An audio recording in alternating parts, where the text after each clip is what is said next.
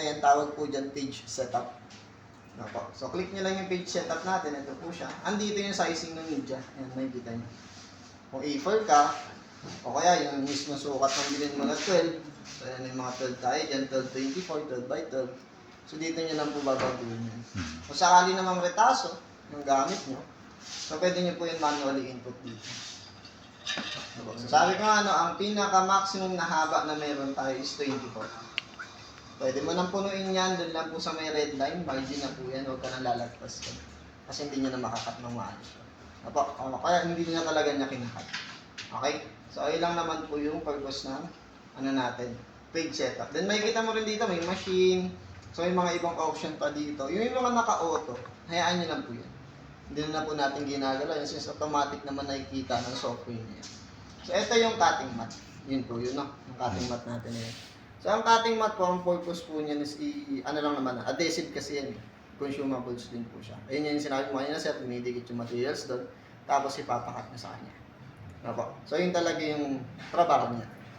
So, sa akin naman po kasi ako, since nung una pa lang, hindi na ako gumamit yan. Yung mat na yan? Hindi po. No, ang point ko po kasi, hindi ko kailangan ng backing na likuran kasi meron naman yung mga materials na kinakat natin. Kumbaga yung sinasabi mo kanina parang kinis lang. Opo. Yung pinaka kalahati na lang. iiwan na siya. Hindi So, naman siya nakakat na. para saan pa yun? Oo, No? ano So, naman magiging siya. useless kasi yung dating niya. Ang masakit po kasi doon, consumables yan. 1 to po yung ganyang kaliit. So, adhesive yan. Pag naubos yung adhesive, wala na yan.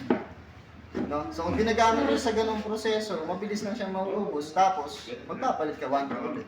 Eh, ang point is, hindi naman kailangan ng process. So, ginagamit po kasi yan na, sa die cutting.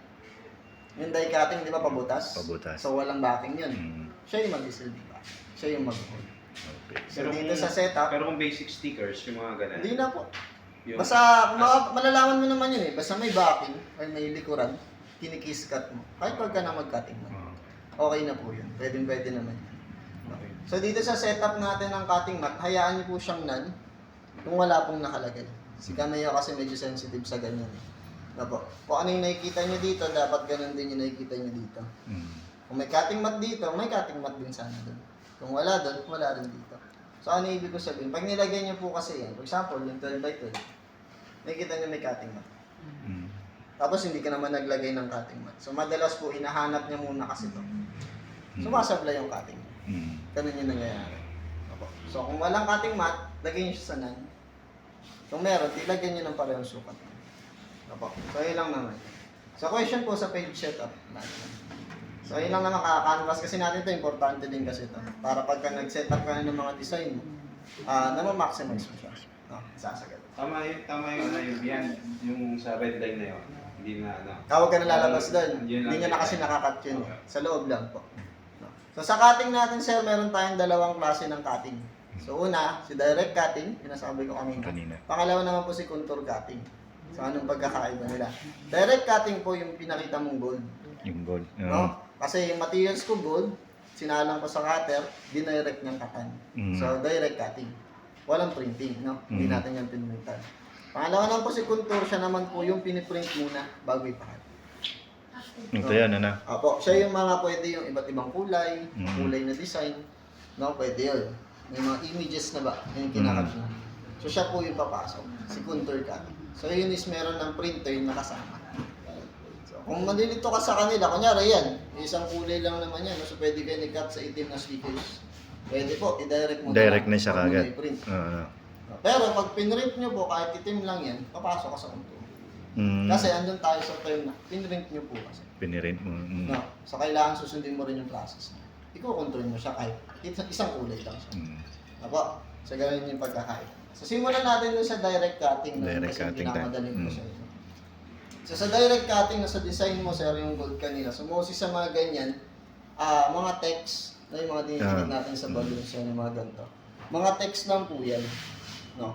So pagka mga ganyan po yung design, kahit hindi ka na gumamit ng ibang tools mo. Kunyari, ayun, kung meron kayo, di ba, Word, mga ganyan, Canva. Kahit huwag na po doon kasi may text doon po si silhouette. So, click mo lang itong letter A. Lagay mo na po doon sa loob. Tapos, type ka lang. Anong pangalan po? Gian. Gian? G-Y-A-N. Ganyan po. Mm. Isa lang po. Tsaka Danny. D-A-N-I. D-A-N-I. Ah, So sa font style naman po niya, no? Yung style ng font, Ah. di ba? Kasi din na eh, Mm. medyo creative, di ba? Mm. So meron din po tayo nandito. Ito nakita mo. Sa default. Lahat po na Ayun. naka-install na font sa computer nyo. Meron Mm. siya. Mm. Kung maglalagay ka ng bago ng problema, install ka, close mo yung app, open mo ulit, makikita mo na yung font. Opo. So pwede mo yun kunin lang dito. Ayun, mga ganyan. So marami naman po yan. Depende po yan sa mga dina-download natin.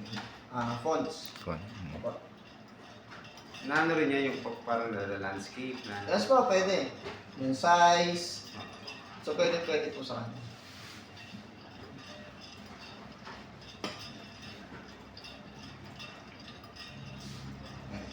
So, ito lang yung move tool natin no, para ma-select mo sila, ma-move mo sila.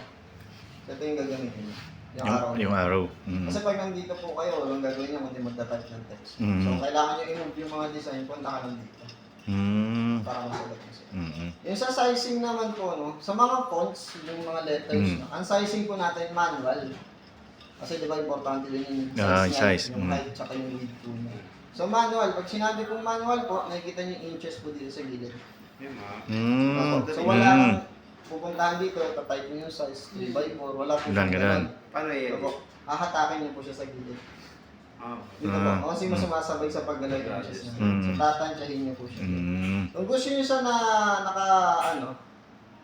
yung pantay, sabay na nagbabago yung height tsaka yung width niya. Mm. Opo. Dito sa mga kanto niyo po Sa siya. kanto. Hahatakin. Proportion yung tawagin. Opo. Pero kung yung iba kasi binabata ko, diba? Yung mga precise talaga sila na sukat. Kunyari, gusto ko 1.5 yung height.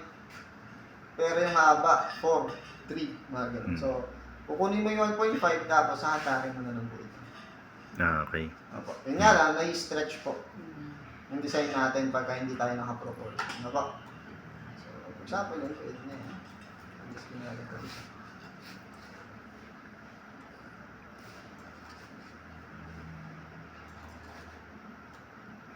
Ayan. Mm. So, pag na-setup nyo na yung pinaka-text nyo, copy-paste, meron din siya na nyo, Mhm. Control-C, Control-V, Mhm. paulit-ulit. Kung hindi naman po, edi gawa lang kayo ng gawa. Mm. Opo. So, kung papaikutin nyo siya, i-rotate nyo po siya itong green. Ah. Opo. So, na pagka-font, manual po talaga lahat. Mhm. No? So, ganyan nyo lang siya isa-setup. Siksikin nyo na lang po yan. Walang Mhm. kaso. Basta wag lang po sila magpapatong. Patong-patong. Mm. Kasi yung cutting nun, magpapatong-patong dun sa halin. Yan na talaga distance niya pag nag-additional ka. Para Pwede kasi siya, pag pero- nag-cutting siya, Pwede yan, basta direct cutting yung proseso natin, sir. Pwede yan kahit dikit-dikit. So, yan. dikit, basta wag lang pong magpapatong. patong-patong. Mm. No? Kasi dito, sir, ang didiskarte naman ng paghihiwalay nito tayo na. Mm. So, tayo na yung magugupit niyan doon, di ba, pag natapos na siya. Pagkain nito, di ba? So, tayo na yung magkakat niyan. Mm. Kung saan. Walang problema dito. Pwede mo yan, siksikin mo yan dito, makuha mo yung buo. Basta huwag ka nang lalagpas sa pula. Okay lang po Okay na. yun sa akin. Diba? So wala tayong problema. So next naman, no, dagdagan natin. Kasi hindi lang naman talaga puro text. Puro text na. Kagaya na lang ng isa Ito. yun. Insert natin yan, yung mga puso, yung box, yung tasa na yan. So, hindi lang lahat text ang ginagawa natin sa Mm. atin. So, yung mga